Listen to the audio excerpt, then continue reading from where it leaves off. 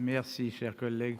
Si dans cette soirée effectivement intéressante, certains pouvaient imaginer respecter les temps de parole, je dis ça, vous savez, je veux pas avoir l'air autoritaire.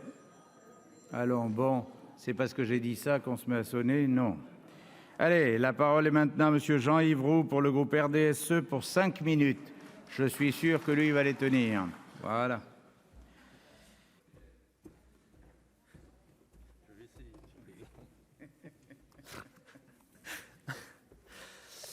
Monsieur le Président, Madame la Ministre, Monsieur le Président de la Commission des lois, Madame et Messieurs les rapporteurs, mes chers collègues.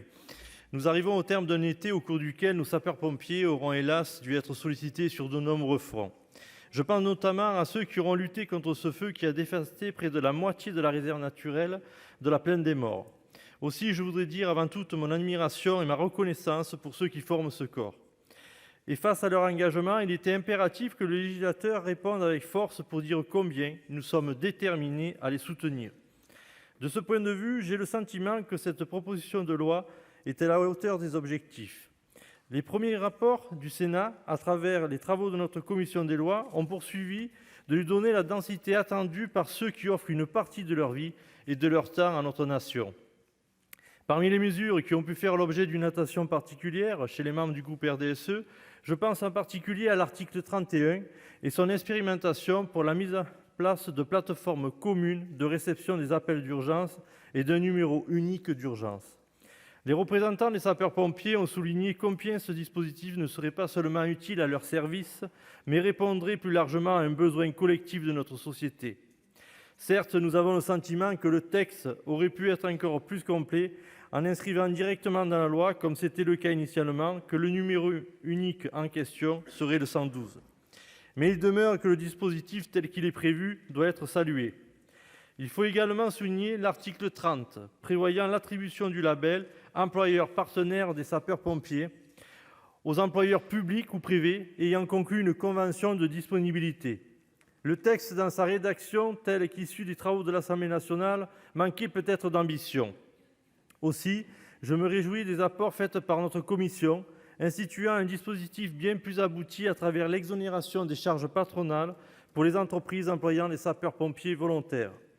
Ce mécanisme est attendu par l'ensemble des acteurs afin de faciliter concrètement les conditions d'engagement. Nous espérons donc qu'il puisse être maintenu jusqu'au terme de la navette parlementaire.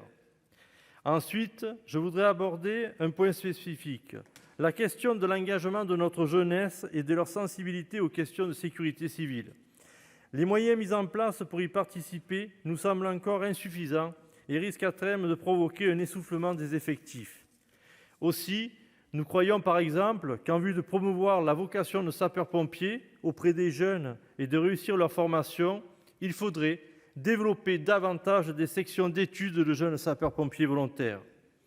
Et pour ceux qui n'envisageraient pas un parcours scolaire aussi spécifique, il paraît impératif que tous les élèves bénéficient d'une sensibilisation à l'engagement des sapeurs-pompiers volontaires.